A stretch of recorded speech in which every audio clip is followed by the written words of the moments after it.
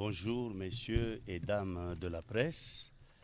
Je vous remercie d'être venus jusqu'à l'évêché avec la préoccupation de l'information qui domine les réseaux sociaux et le monde de l'Église aujourd'hui. Celle de la nomination de Monseigneur l'archevêque de Lubumbashi, Fulgence Muteba Mugalu, comme membre du dicaster pour le service du développement humain intégral. Mon intervention consisterait à faire comprendre plus d'un, c'est-à-dire d'abord nos chrétiens de l'Église catholique de Lubumbashi qui se posent tant de questions sur cette nomination-là. Ensuite, tous les autres amis et toutes les connaissances de Monseigneur Fulgence Muteba. Je voudrais articuler mon intervention à 3 niveaux. C'est que le premier niveau, j'aimerais définir un dicaster. Le dicaster, bien sûr, est son rôle dans l'Église. Ensuite, je voudrais parler de la figure de Monseigneur Fulgence Muteba Mugalu comme membre d'un dicaster de Rome, du Vatican. Et enfin, je dirai un tout petit mot sur le ministère épiscopal de Monseigneur l'archevêque Fulgence Muteba avec cette nomination-là de membre d'un dicaster ou après cette nomination-là. Donc, comme premier point, un dicaster, qu'est-ce que c'est? Le mot dicaster tire son origine dans un terme grec, dikasterion, qui signifiait simplement tribunal, cour de justice. C'est un mot qui s'utilisait à Athènes pour désigner chacune des 10 sections du tribunal des Héliastes dans la ville d'Athènes. C'est ce mot que l'Église catholique romaine a récupéré il y a très longtemps. Donc autrefois, dans notre Église catholique, le terme dicaster l'a été pour désigner dans la curie romaine tous les tribunaux inférieurs dans lesquels ne siégeait aucun cardinal. Avec le temps, le mot dicaster a été utilisé pour désigner tous les grands organismes de la curie romaine. Donc, attention, ce sont ceux qu'on a appelés il y a quelques années les congrégations, les tribunaux et les offices. Aujourd'hui, le mot dicaster signifie un organe ou un organisme principal qui appartient à la curie romaine toujours, mais qui est chargé d'assister le Saint-Père dans sa gouvernance de l'Église catholique romaine. Un dicaster aborde donc les questions, donc plusieurs questions, il y a des différents dicastères.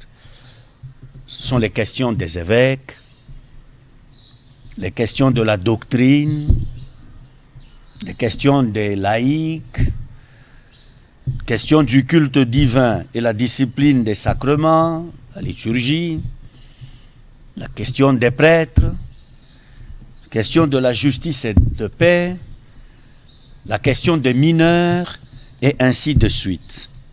Le dicaster est cet organisme qui étudie les questions importantes de la vie de l'Église, la vie de la société humaine, la vie du monde. Le dicaster est cet outil qui agit donc au nom de l'Église. Agit dans le monde, mais sous l'autorité du pape. Attention, j'ai parlé de la curie romaine. La curie romaine, dans des mots qui ne sont pas très bons, la curie romaine peut être appelée gouvernement. C'est le gouvernement de l'Église dont le chef, c'est le pape. Le pape est une sorte de président de l'État du Vatican. Et l'État qu'on appelle gouvernement du Vatican a des ministères, si vous voulez. Différents ministères qui concourent à asseoir l'action du pape sur l'Église et dans le monde. Et ces ministères sont des dicastères.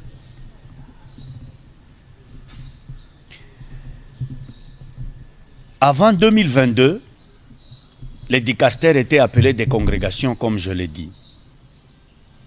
Congrégation pour la doctrine de la foi, congrégation pour le culte divin.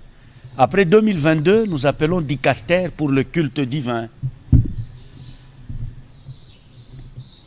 Les ministres, les conseillers d'un dicastère, ce sont ces membres qui sont nommés par le Saint-Père, le pape, comme chef de l'État du Vatican.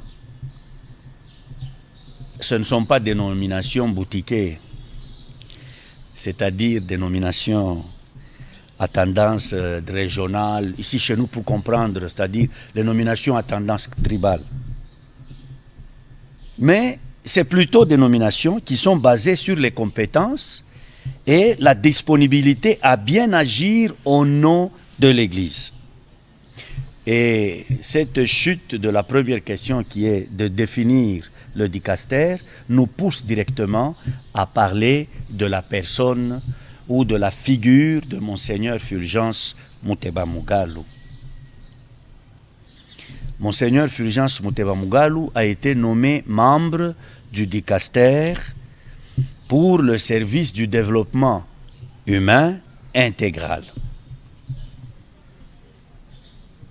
Mais attention, Monseigneur Fulgence Muteba Mugalu n'est pas un parvenu, comme certains l'affirment. Et on entend beaucoup de bobards, beaucoup de boniments. Ce sont ces bobards qui nous poussent à comprendre que ces détracteurs, malheureusement, même les personnes qui se croient être proches de lui, ne le connaissent pas. Heureusement pour nous, en dépit de toutes ces tractations, le Saint-Père, le pape Léon XIV, nous envoie un message fort de reconnaissance au plus haut point des actions que Monseigneur Fulgence Muteba Mugalu a toujours posées au nom de l'Église catholique. Ces questions ont des fois mis sa vie en danger de mort. Ces questions disent ceci, que Monseigneur Fulgence Muteba ne supporte pas la souffrance.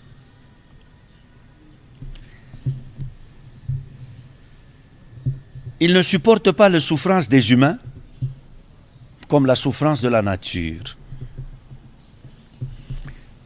Quand il côtoie l'injustice et l'oppression de la terre et du monde, son corps et son cœur, son esprit souffrent. Il le manifeste à travers ses écrits. Voilà pourquoi il y a très longtemps, parmi ses écrits, nous pouvons souligner celui-là. Le combat efficace contre le VIH-Sida en Afrique noire.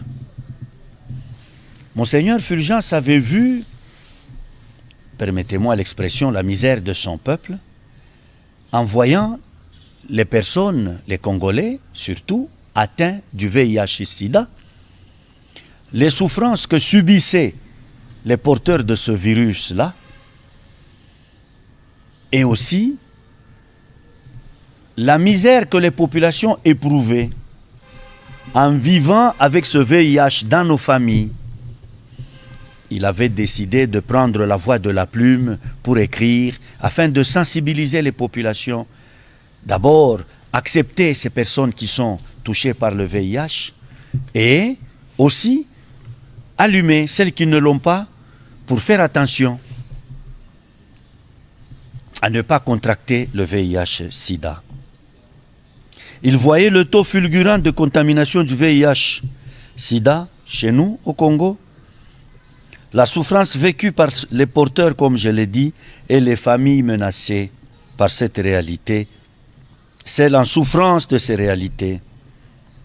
En rédigeant cette œuvre, Monseigneur Fulgence, par ses idées,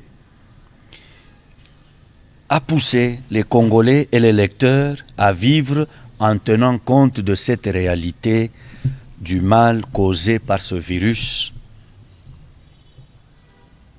et a poussé ces peuples à fournir des efforts pour se protéger et protéger l'autre.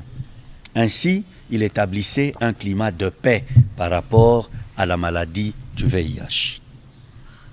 Je reviens à ces années alors qu'il est évêque de Kilwa-Kasenga, lors de la guerre des Maïmaï. Nous connaissons tous le coin ou la région qui était appelée le triangle de la mort, dans la région de Mitwaba. Il est intervenu personnellement pour tirer le rebelle qu'on appelait, qui s'appelle Kyungu Mutangala Gédéon, je m'excuse de le mentionner. C'est pour montrer à l'opinion que l'action du pape aujourd'hui ou la reconnaissance du pape d'aujourd'hui n'est pas celle des actions qu'il a posées aujourd'hui, mais plutôt depuis toujours. Le pape écoute et suit attentivement la réalité au Congo. Donc si le chef rebelle Gédéon a pu quitter la forêt et se remettre entre les mains de la MONUSCO pour sa protection, c'était suite aux interventions aussi de Monseigneur Fulgence Muteba Mugalu, alors évêque de Kilwa-Kasenga, et le triangle de la mort était dans son diocèse, était localisé dans son diocèse. Il ne s'est pas tué quand il s'est lancé dans la lutte pour la protection de l'écologie au diocèse de Kilwa-Kasenga. Il s'est investi dans la sauvegarde de la forêt qu'on appelle les Miombo et le bois rouge. Cette lutte l'a poussé à vivre le pire moment de sa vie. Mais moi je pense que c'était juste une préparation pour subir encore des contrepoids beaucoup plus forts qui viendraient plus tard, que nous connaissons tous. Et en riant à ceux qui interdisaient, parce que cette protection de la forêt ne l'était pas seulement pour ceux qui coupaient le bois rouge, mais même ceux qui mettaient le feu, ceux qui incendiaient les forêts. Alors à la question de ne pas incendier les forêts, certains de ces interlocuteurs lui disaient, mais nous, comme raison qu'ils avançaient, nous mettons le feu à la forêt, c'est pour aller chasser le gibier. Nous savons tous que dans ces régions-là de Kilwa-Kasenga, pas la souris, mais le rat, le rongeur est un bon aliment. Il y en a qui allaient chercher le rat, d'autres le castor, jusqu'à celui que nous appelons communément Mamanambao. Et Monseigneur Fulgence disait, mais on peut cultiver le rat. On peut même élever des lapins, si on a faim, pour pouvoir protéger la forêt. Mais il n'a jamais écouté, il n'a jamais été écouté. Son amour pour l'écologie s'est poursuivi ici à Lubumbashi, alors qu'il était devenu archevêque de Lubumbashi. Avant de nous montrer publiquement sa sortie pour la protection de l'écologie, il a d'abord voulu réconcilier les humains avec ce thème du vivre ensemble, le thème de l'année. Il est monté au créneau, il a tapé fort sur la table en disant que nous devons vivre ensemble. Mais pour que nous puissions vivre ensemble comme population du Katanga, il fallait commencer par réconcilier les politiciens. La réconciliation des Katangais, si vous voulez. Cette réconciliation a permis de remettre autour d'une même table, même si elle a été mal interprétée, elle a permis, en voyant les deux grandes figures de l'ancien président Joseph Kabila et le président du parti politique Ensemble, Moïse Katumbi, se donner la main, ce geste qui était très fort a permis à tous les politiciens de se considérer comme frères et de se mettre à protéger le Katanga. Attention, je ne dis pas à protéger les tribus du Katanga. On parle du Katanga. Avec toutes les figures qui affluaient, toutes les populations qui venaient vivre au Katanga. Quand on parle de toutes ces tribus, toutes ces populations, les gens voient seulement et facilement les populations du Kasaï. Mais non, il y a les populations de l'Est de notre République démocratique du Congo. Il y a les Chinois qui sont ici. Il y a les Indiens qui sont ici. Il y a toutes les nations de l'Occident qui sont ici chez nous. Il y a les autres Africains qui sont chez nous. Et ainsi, donc, une réconciliation entre les Katangais permettait à la terre du Katanga d'accueillir toutes les populations du monde entier. Après avoir mis en confiance tous les chrétiens catholiques qui sont au Katanga, qu'ils soient congolais ou étrangers, mais qui sont ici chez nous au Katanga, l'archevêque Fulgence Muteba Mugalu s'est directement jeté à l'eau pour réconcilier les humains avec la terre, notre maison commune. Le thème populaire des Mazingira, qui a été étalé sur 2 années consécutives. Et l'image la plus forte que nous pouvons encore aller rechercher dans nos mémoires, c'est celle qui voit Monseigneur Fulgence Muteba Mugalu mettre un casque, des bottes, et aux côtés du gouverneur Kiaboula Jacques, se lancer à la propreté ou à la salubrité du marché Mzé. Ce thème a beaucoup porté comme résultat, si bien que de nos jours encore, il y a eu beaucoup d'autres entités qui parlent de Mazingira. Ainsi donc, Monseigneur Fulgence Muteba Mugalu, pour son amour qu'il a pour l'homme simplement, ne cesse de prêcher haut et fort l'engagement de toutes les populations qui se retrouvent au Congo, ici, chez nous, au Katanga et ailleurs. Le pape l'a encore vu dernièrement, à la tête de la SENCO. Alors que notre pays, la RDC, est en guerre, nous le voyons aussi comment l'archevêque ne cesse de se battre toujours et partout pour que les armes cessent, que tous les Congolais se réconcilient et prennent sans exclusion de personne le destin ou leur destin en main. Nous le voyons à travers cette initiative du dialogue inclusif. Un dialogue inclusif qui est porté par la SENCO et le CC et qui est une autre expression de l'action de Monseigneur Fulgence comme contribution de l'Église catholique romaine en quête de la paix en RDC et dans ses environs.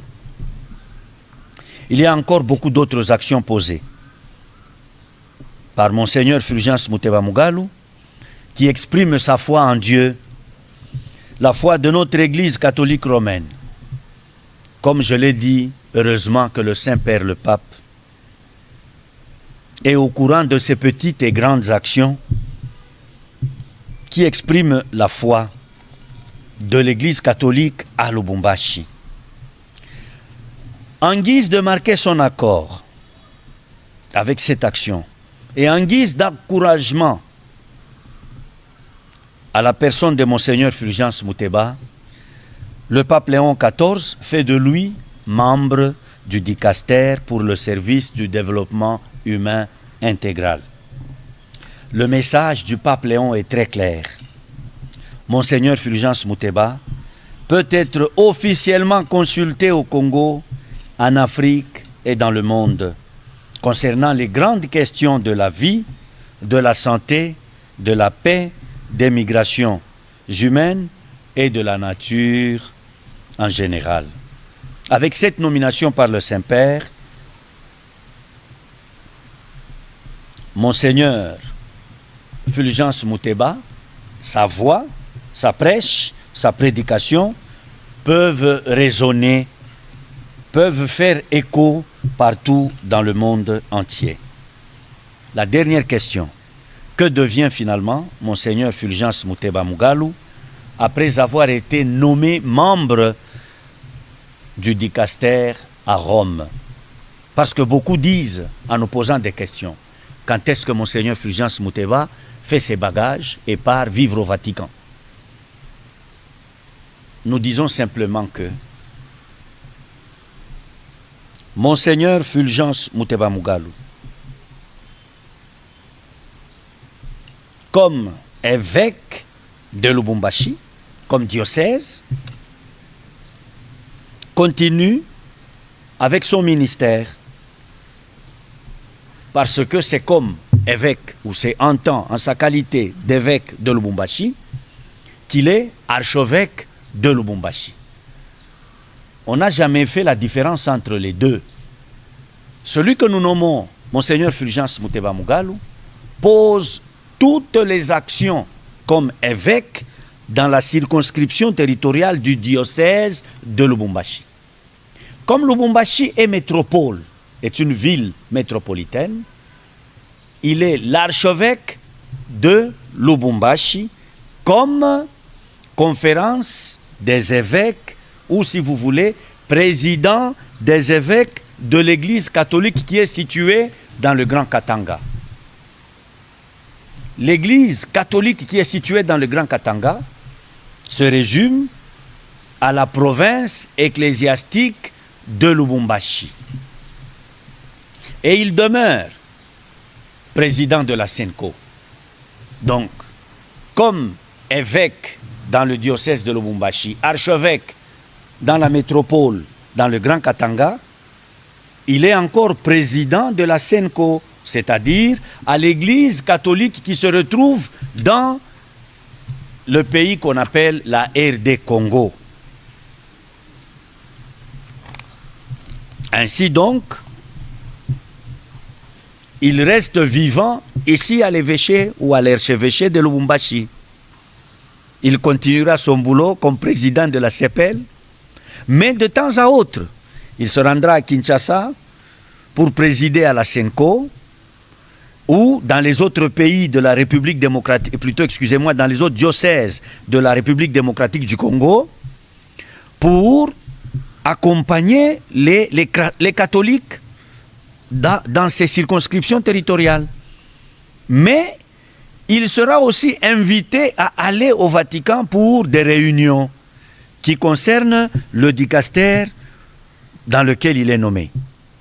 À ce titre, le monde entier peut aussi faire recours à son expérience.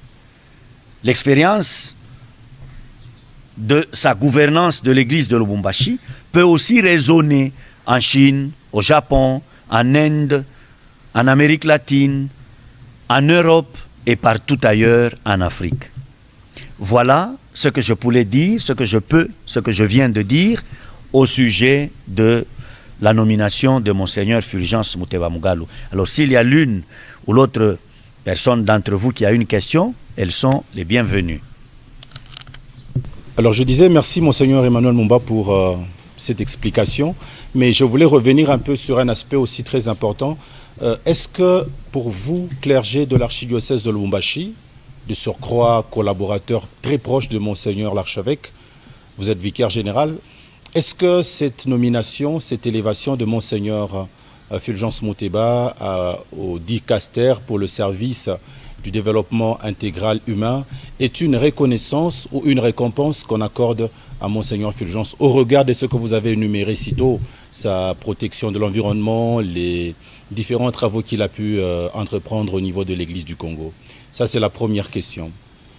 Je me résume en disant, est-ce que pour vous, c'est une récompense ou une reconnaissance que le pape a en nommant Monseigneur Fulgence comme membre du dicaster pour le service du développement humain intégral? Deuxième question, Monseigneur Fulgence Muteba Mugalu, archevêque métropolitain de Lubumbashi, avec beaucoup de paroisses. Monseigneur Fulgence Muteba Mugalu, président de la SENCO avec plus ou moins 48 diocèses. Monseigneur Fulgence Muteba Mugalu, président de la CPL avec 8 diocèses. Le travail devient abondant à ce niveau. Vous, comme Église, comment avez-vous organisé, pensé pouvoir l'accompagner pour que le soin pastoral, la proximité pastorale qu'il a toujours prônée puisse ne pas être handicapée? Merci beaucoup, M. Étienne Diba. Je pense que je l'ai dit, mais je vous remercie pour votre question parce qu'elle me permet de revenir en appuyant le marteau fort sur cette nomination-là, pour faire encore comprendre davantage à nos téléspectateurs que je salue en passant. Cette nomination, pour moi, c'est une marque de considération. Je l'ai dit d'une certaine manière, le pape est au courant, si vous voulez, quand je dis le pape, ce n'est pas nécessairement la personne du pape Léon XIV. Donc, je veux dire institution Vatican, c'est-à-dire le gouvernement de l'Église reconnaît les actions petites et grandes que Monseigneur Fulgence ne cesse de poser. Et pour faire écho de ce qu'il fait, pour dire ce qu'il est en train de dire, c'est vrai sur tous les plans. Suivez-le, profitez de sa présence, écoutez-le, mettez en pratique ce qu'il vous dit et vous vivrez dans la paix. Vous allez mieux vivre, vous allez améliorer vos conditions de vie. La guerre va cesser. Vous allez vous accueillir les uns les autres sans peur. Le Congo va être un paradis sur terre, si je veux exagérer. Donc, le pape Léon, qui aujourd'hui préside à la tête de l'Église catholique dans le monde, reconnaît. Et pour nous, c'est une grande considération, c'est de l'estime. Imaginez, il y a combien d'évêques ou d'archevêques dans le monde? Il n'y a pas beaucoup de ministères au Vatican. Les dicastères sont à compter à bout de doigts. Mais que notre archevêque se retrouve comme membre d'un gouvernement, quand même du gouvernement du Vatican, nous ne pouvons que dire au pape Léon, grand merci, un merci sincère. Le pape Léon nous stimule à nous engager davantage. En passant, je dirais que Monseigneur Fulgence n'a jamais étudié à Rome. Il n'a jamais étudié en Europe. Il a fait le Canada. C'est en Amérique qu'il a étudié à Montréal. Il ne sait même pas parler l'italien. Il ne parle pas correctement l'anglais, il l'entend. Il parle bien son français, qu'il écrit correctement. Et il s'exprime dans les langues locales. Donc, quand je vous ai dit que ce n'est pas une nomination boutiquée, je n'ai pas voulu le dire en ces termes-là. Mais au moins, le pape a reconnu son action et son engagement dans son monde où il vit. Et le pape veut faire de cette expérience une expérience qui concerne ou qui édifie le monde entier. C'est pour cela que je remercie le pape. Deuxième question. Est-ce que cette nomination, parce que certains, hier, quand on sortait du chemin de croix publique, j'ai entendu des gens qui disaient, mais finalement, avec cette nomination-là, il ne sera plus ici chez nous à Lubumbashi, parce qu'il sera, même si on dit il reste archevêque de Lubumbashi, mais il sera tout le temps parti, président de la SENCO. Et puis encore, membre du dicaster qui s'occupe du service du développement intégral de l'humain. Bon, là alors, qu'est-ce qu'il devient finalement? Dit non, l'Église est organisée. D'abord, Monseigneur Fulgence Muteba est un travailleur. Et nous le voyons, quand il revient, nous autres ici, mes confrères ou ses plus proches collaborateurs peuvent témoigner. Il nous tire sérieusement au travail. Vous-même, ce n'est pas un secret, vous êtes de ma paroisse. Vous savez que quand Monseigneur Fulgence est là, je suis rare à la paroisse. Parce que tout le temps, nous sommes sur terrain, nous sommes à Lubumbashi, à Likasi, un peu partout. Nous travaillons avec lui. Il vient, on se réunit, il nous lance à l'eau. Et quand il revient, nous faisons une évaluation, puis nous continuons encore. Et puis, il ne m'appartient pas à le dire, mais je pense que dans les mois ou les années qui vont suivre, il aura quand même des évêques auxiliaires qui vont l'épauler. Donc, le travail continue avec les vicaires généraux aujourd'hui, et demain, le travail continuera autrement. Voilà ce que je voulais dire. Monseigneur Ogi Kasongo, journaliste à Mbégou Radio-Télévision et à l'Agence congolaise de presse. Déjà, à travers vous, j'aimerais féliciter l'archevêque pour cette nomination. La question est de savoir, est-ce que le pays, ça veut dire d'abord l'archidiocèse de Lubumbashi, ainsi que tous les diocèses de la Cinco et l'ensemble de la République démocratique du Congo, va bénéficier ou capitaliser, surtout au niveau politique. Nous connaissons les relations entre la conférence épiscopale nationale du Congo et le gouvernement congolais. C'est des relations qui ne sont pas, bon, on dirait pas très bonnes. À voir, c'est que ceux qui sont au pouvoir tirent sur l'évêque, sur la Cinco, notamment lui, c'est lui qui porte le combat de la Cinco. Pensez-vous que les autorités nationales vont capitaliser de cette nomination pour dire que nous avons à notre disposition quelqu'un qui peut nous aider à apporter des solutions aux problèmes de santé, de la dignité humaine, de l'environnement et consorts? Voilà ma petite question. Monsieur Ogi Kasongo, merci de cette question-là. J'ai parlé dans mon intervention de la prédication. C'est que l'archevêque de Lubumbashi est un prédicateur. Parce que pasteur, il prêche. Et quand quelqu'un prêche, les paroles d'un pasteur sont à prendre ou à laisser. C'est comme le Christ qui parle de la semence sur la terre et les différentes terres.